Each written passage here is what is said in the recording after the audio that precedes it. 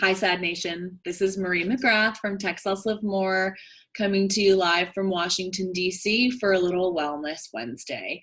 Really, really excited to participate in this, and I have seen some of the awesome stuff that folks from all over Sad Nation are putting out about how to stay well during this really challenging time. But today I want to talk to you about digital wellness. This is something that we at TextLess Live More talk about all the time.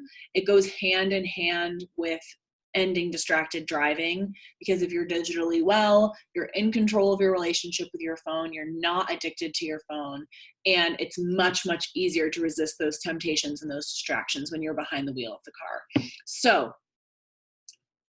how do you achieve digital wellness?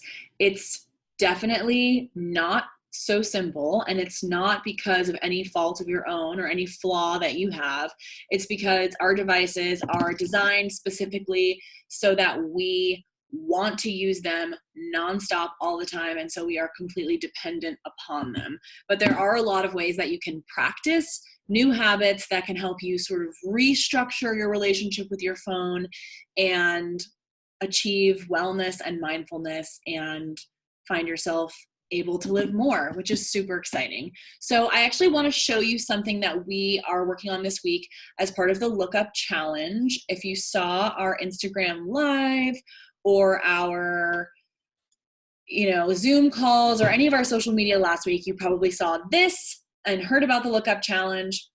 It's still going on now, and I won't say too much about it here, but I will link to some videos and some information about that in another tweet. But I wanted to show you these intentions because they're all a really, really good way to start on your digital wellness journey. The one that I'm going to be talking about today specifically is news breaks. So you can see here it says news break, and it says I will take breaks from watching or scrolling mindlessly through the news during the day. So during this time, this has been a big challenge for me personally. I've been compulsively reading the news, compulsively checking Twitter, and hanging on to every single notification that I get from the New York Times or from CNN or what have you. So for me, and I think for all of us right now, the news is pretty stressful. It can be pretty anxiety inducing, and especially now that we're kind of in the middle of the coronavirus, COVID-19 pandemic situation. Hopefully this is the middle.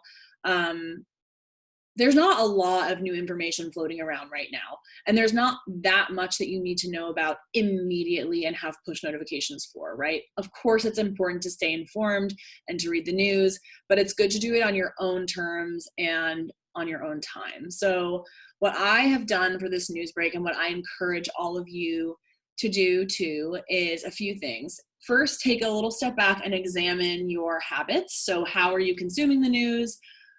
Through what mediums, how often, what times of day, what's inspiring you to check the news? Is it because of curiosity, or is it because of fear? So sort of maybe sit down with your journal. That's what I did at the beginning of this, and wrote down some of my feelings and examined my patterns that I've been having over the past few weeks during this quarantine. And then I figured out for myself, I had a few problems. One was push notifications. So every time there was a news alert that concerned me from the 3 news apps that I had on my phone, I would get a notification. And it was really hard for me to resist opening those, which is obviously super distracting from what I'm trying to accomplish, whether it's work or pleasure, and also just means that I'm kind of living in a state of agitation, waiting for the next notification to roll in and tell me something potentially really scary. The second problem was Twitter. So Twitter is one of those apps that is created with addictive design, and that basically means any app that has like the infinite scroll, where you can just scroll and scroll and scroll and scroll and scroll and never find the bottom, is designed specifically so you keep going, right? That's what the app designers want. Because that's what generates more data and more advertising revenue for these companies. So I realized that I was falling down the rabbit hole of Twitter a lot. And it was because I was trying to read the news, or I was clicking on an article and then I was reading all of the comments and reading all of the replies and then clicking through and reading those people's tweets. And that's just not personally productive for me. So what I did was I deleted Twitter from my phone.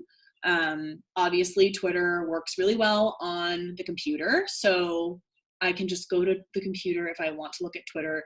And it turns out that I don't look at it nearly as much. And I was just going there out of boredom or anxiety, or just trying to be validated by reading some other people's thoughts that echoed my own, which isn't always a great thing. So for your Wellness Wednesday, I encourage you to take a little step back and figure out what your habits are surrounding the news and surrounding your consumption of social media, and try and establish a plan so that you can take a little break, take a news break, make yourself feel a little bit more in control of the way that you're receiving the news and the way that you're following the news, and not living sort of for the ping of your phone, which is kind of how I was living the past few weeks.